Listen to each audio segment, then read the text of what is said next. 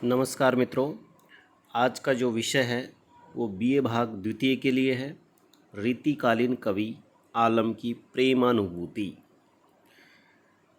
मित्रों, आलम रीतिकाल के प्रमुख कवियों में गिने जाते हैं, या यूं कहें कि स्वच्छंद काव्यधारा के कवियों में घनानंद के समकक्ष कवि आलम का नाम लिया जाता है। आलम जाति से ब्राह्मण थे, पर शेख नाम की रंगरेजिन से प्रेम करते थे और शेख से प्रेम करने के पीछे ही ये मुसलमान हो गए। उसके साथ विवाह करके और आलम को शेख से एक पुत्र हुआ और उन्होंने उस पुत्र का नाम रखा जहान। ये औरंगजेब के दूसरे बेटे मुअज्जम के आश्रम में रहते थे और जो पीछे बहादुर शाह के नाम से गद्दी पर बैठा था वो भी बड़ा काव्य प्रेमी था। अतः आलम का कविता काल संवत 1740 से संवत 1760 तक माना जा सकता है। इनकी कविताओं का एक संग्रह है आलम केली। आलम केली बहुत ही प्रसिद्ध काव्य है। इस पुस्तक में पद्यों के अतिरिक्त इनके और भी बहुत से सुंदर और उत्कृष्ट पद ग्रंथ संग्रहित हैं और वो लोगों के मुंह से सुने जा सकते हैं। दरअसल शेख भी घनानंद के जैसे ही प्रेमी थे और इनकी कविताओं में जो प्रेमानुभूति हमें जो देखने को मिलती है उसके पीछे एक बहुत बड़ा कारण ये है कि जिस प्रकार घनानंद दरबार में नृत्य की सुजान से प्रेम करते थे, ठीक उसी प्रकार आलम भी एक शेख रंगरेजिन से प्रेम करते थे। और आलम का जो शेख से प्रेम था उसकी भी एक विचित्र कथा है। कहते हैं आलम ने एक बार उसे अपनी पगड़ी रंगने को दी थी और उस पगड़ी में उसकी खूंट में भूल से कागज़ का एक चिट बंध के चला गया। उस चिट में एक दोहा लिखा हुआ था और वो दोहा आधा अधूरा था, यानी कि उसकी आधी पंक्ति ही लिखी हुई थी और वो लिखी थी, कनक छरीसी कामनी काहे को कटी छीन। एक पंक्ति लिखी हुई थी। तो जो शेख रंगरेजिन थे उस शेख ने इस दोहे को पूरा कर दिया। वो भी विद्वान थी, कविताएं लिखती थी और उसने इस दोहे को पूरा किया। कनक छरीसी कामनी काहे को कटी छीन, ये आलम ने लिखा था। तो इसकी दूसरी पंक्ति शेख ने लिख दी, कटी को कंचन कटी विधि कूचन मध्य धरी दीन। ये शेख ने लिख दिया और लिख करके इसको वापस ज्यों का त्यों उसी पगड़ी में उस पगड़ी की खूंट में बांध करके लौटा दिया। उसी दिन से आलम ने, जब शेख द्वारा उस दोहे को पूरा किया गया और उस दोहे को जब आलम ने पढ़ा तो आलम शेख के प्रति आकर्षित हो गए और उसके प्रेमी हो गए और दोनों में प्रेम बढ़ा और फिर दोनों ने शादी कर ली, प्रेम विवाह कर लिया। शेख बहुत ही चतुर और हाजिर जवाब स्त्री थी। एक बार शाहजादा मुअज्जम ने हंसी में शेख से पूछा कि क्या आलम की औरत आप ही हैं? तो शेख ने चट उत्तर दिया कि हाँ जहाँ पना, जहान की माँ मैं ही हूँ। उसने आलम को न कह करके और अपने पुत्र का नाम बता दिया कि मैं जहान की माँ हूँ। आलम के लिए बहुत से कवित शेख के द्वारा रचे हुए हैं। आलम के कवित सवैयों में भी बहुत सी रचना शेख द्वारा रची गई है। एक मैं उदाहरण आपको सुनाऊंगा जिसका चौथा चरण सेक के द्वारा रचित है।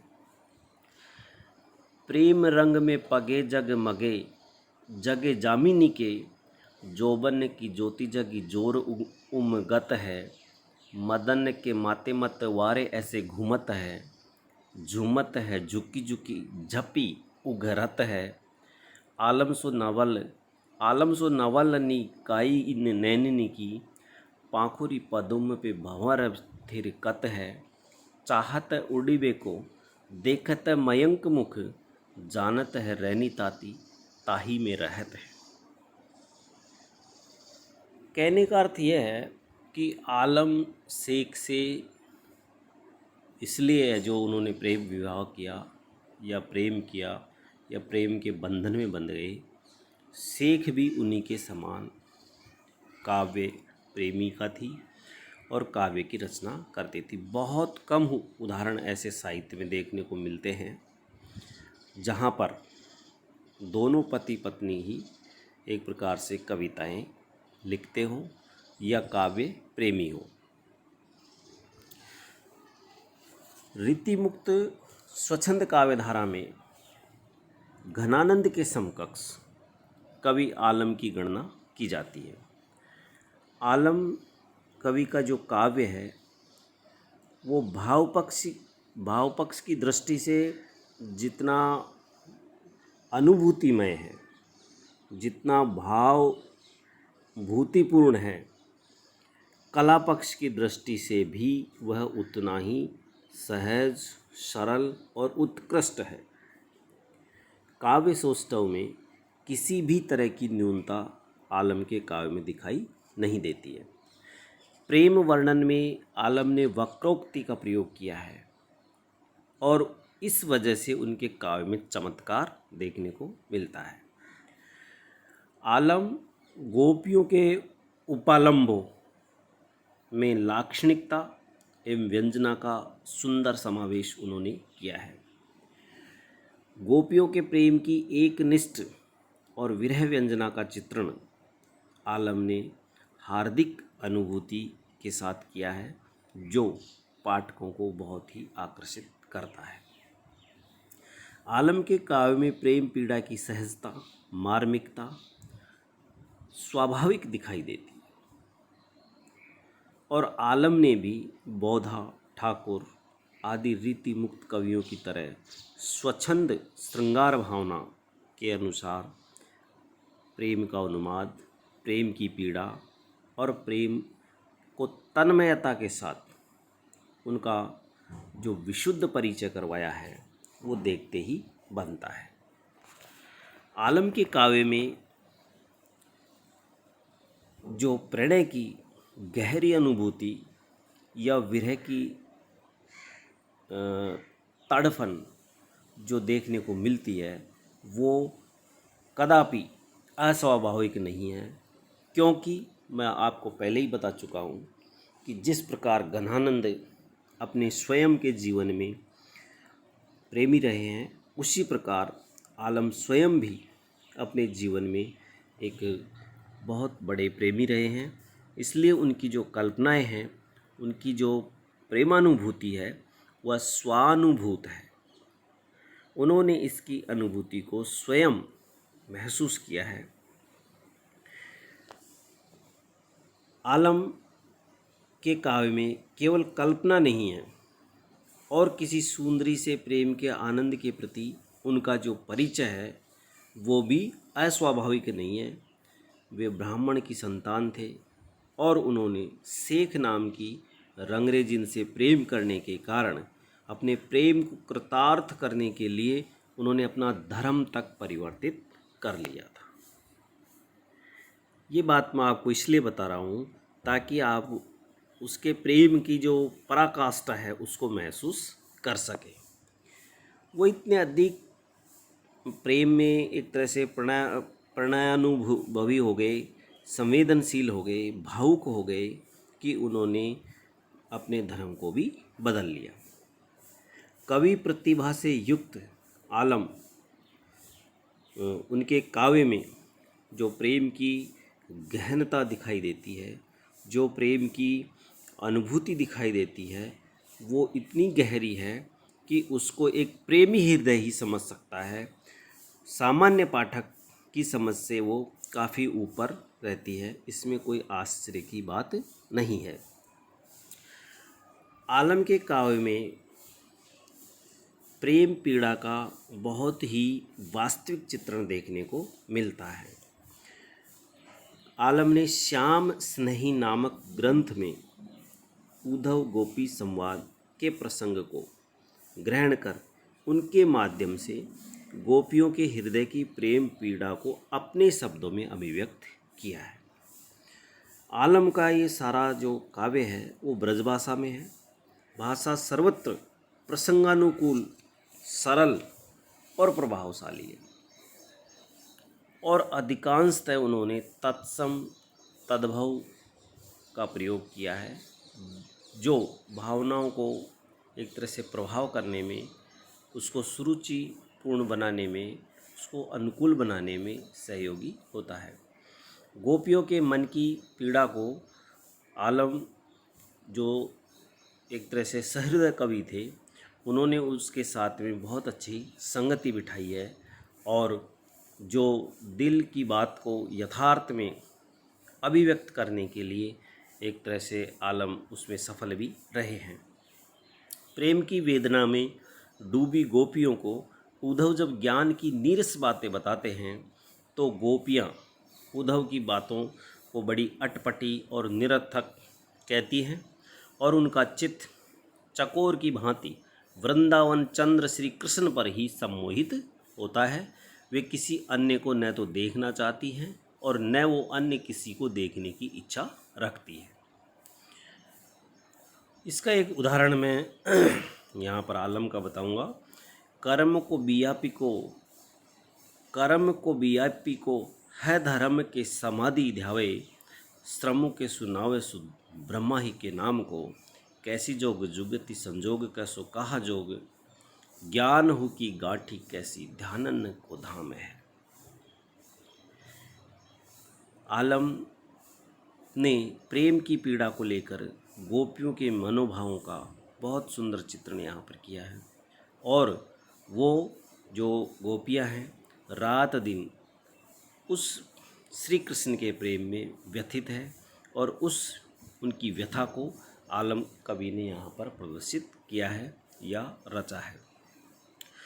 काकी लाज काको डरू कौन आप कैसो घरू, कौन घरू बसी कछु बाते घर की कहे, सांस लेते हिये में सलाका ऐसी सालती है, कान्ह चित्त वनी माई नित चित्त को दहे, आलम कहे हो पर बसन बसाए कछु, भागे हुन छूटे दुख अति साते ही के गहे, पलक ते न्यारी की निंदऊ बिडारी दिनी, निसी दिन नैनन में बैरिसो बिठाई रहे।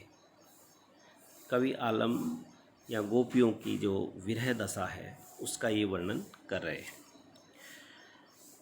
अब जो विरह की जो मार्मिकता है वो आलम के काव्य में बहुत गहराई से देखने को मिलती है।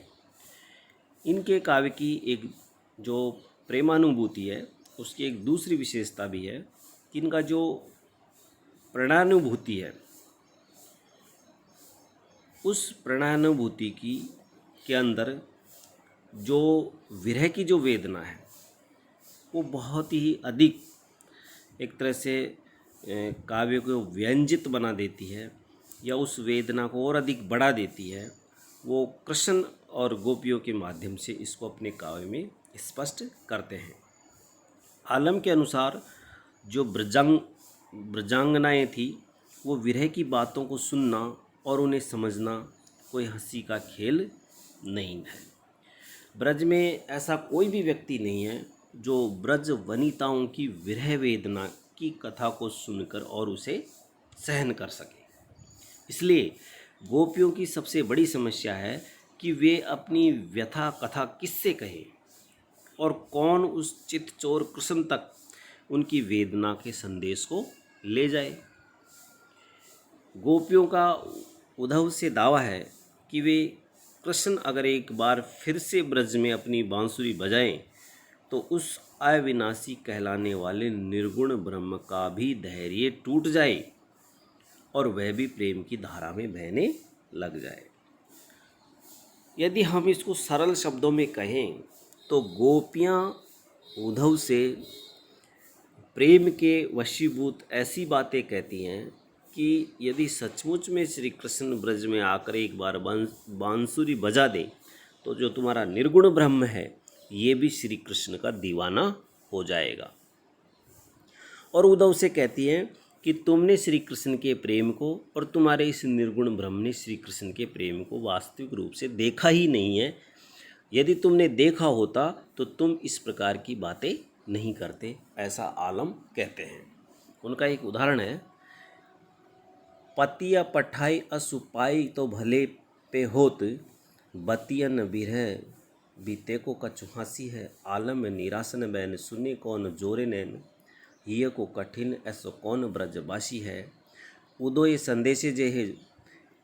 संदेशे जेहे वाही चित चोर पे ले, आपन कठिन भय और को विसासी है। इस प्रकार गोपियाँ हैं जो उद्धव से अपने प्रेम की जो श्री कृष्ण के प्रति जो समर्पण भाव है, जो बहुत ही गहराई से उनके मन में बैठा हुआ है, उसको वो कहती है। आलम के प्रेमानुभूति काव्य में एक और विशेषता है और वो है उनका प्रेम की जो एक निष्ठता होती है, अर्थात प्रेम का जो एक निष्ठ रूप है वो उनके काव्य में देखने को मिलता है। आलम उद्धव के द्वारा जो ज्ञान योग है उसका उपदेश जो गोपियों को वो दे रहे हैं, उसके प्रत्युत्तर में गोपियाँ उद्धव को उनके प्रेम की जो एक निष्ठता है, उसकी जो मार्मिकता है, उसका कवि आलम ने यहाँ पर चित्रण किया है।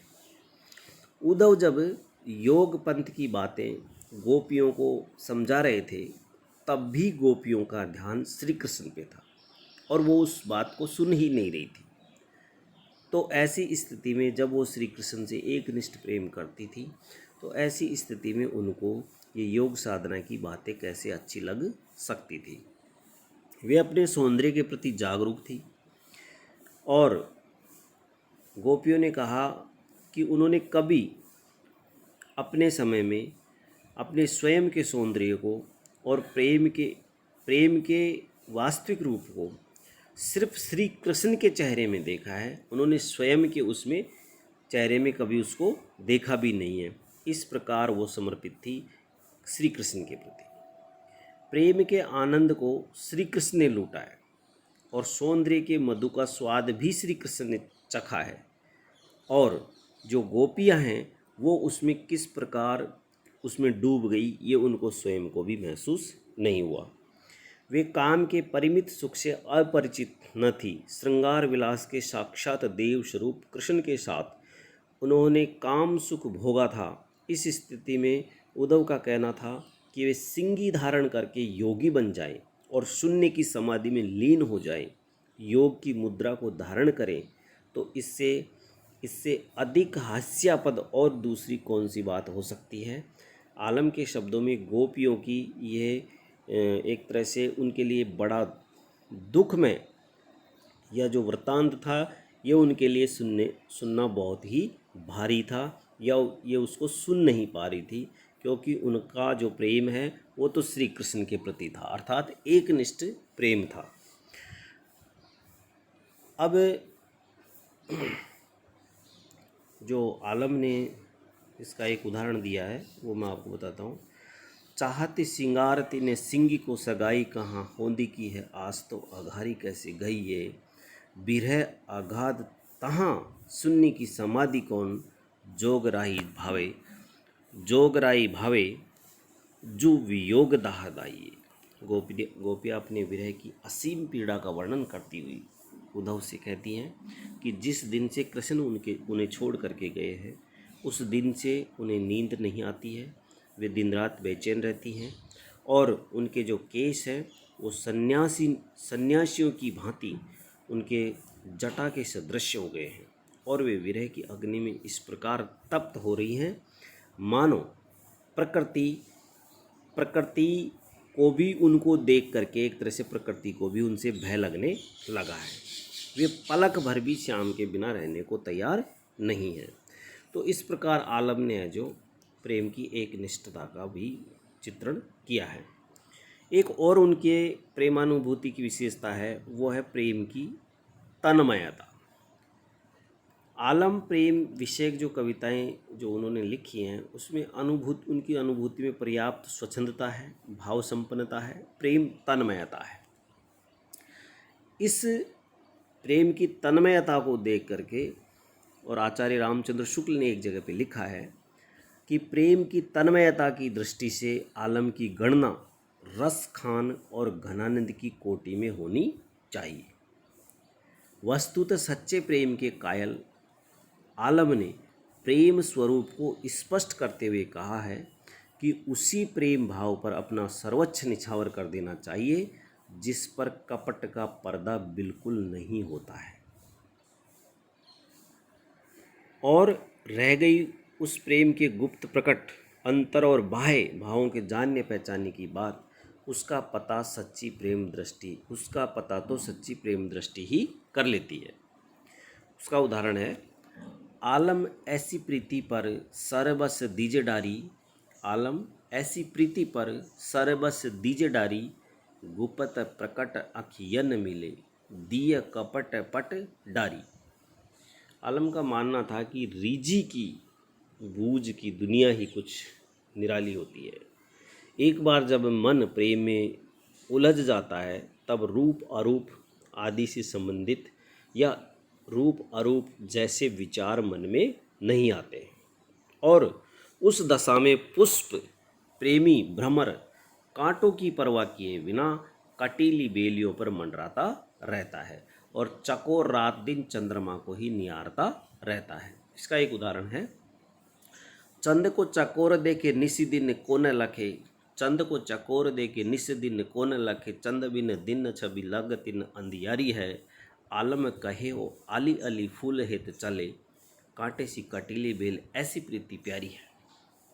कांटे सी कटीली बेली ऐसी प्रीति प्यारी है। आलम कहे हो आली अली फूली हेत चले। यहाँ पर आलम कवि ने जो चंद्रमा और चकोर का उदाहरण दिया है और भ्रमर और पुष्प का जो उदाहरण दिया है, दोनों ही साहित्य में ऐसे उदाहरण हैं जिनको अधिकांश कवियों ने लिखा है। चकोर दिन रात चंद्रमा की बाट जो होता रहता है, किसी भी प्रकार के कष्टों की परवाह किए बिना एक टक वो उसको निहारता रहता है। भ्रमर पुष्प पर ही बैठता है, भले ही उस पुष्प के आसपास कितने भी कटीली झाड़ियाँ हो या कांटे हो या कांटों का पुष्प हो, लेकिन वो बैठता पुष्प पर ही है। एक और विशेषता आलम के काव्य में देखने को मिलती है, वो है प्राकृतिक।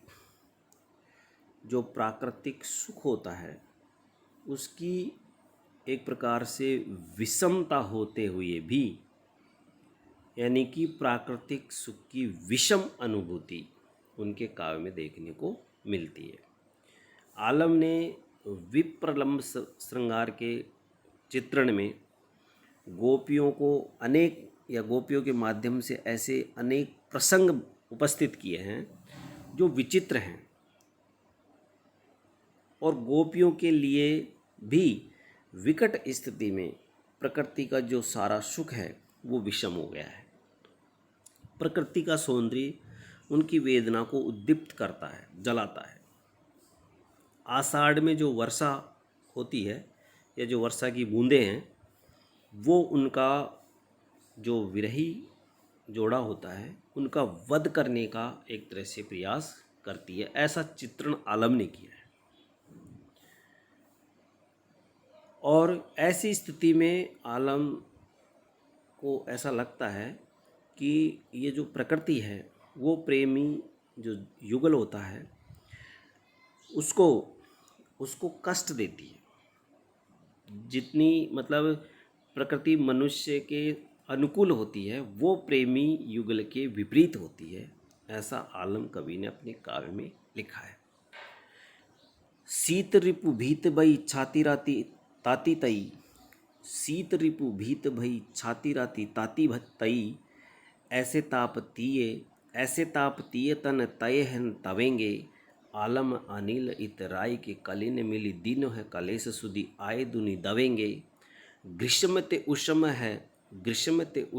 विषम अषाढ़ उदो, मादो जो न आए मन ब्रह्म तो जो भवेंगे।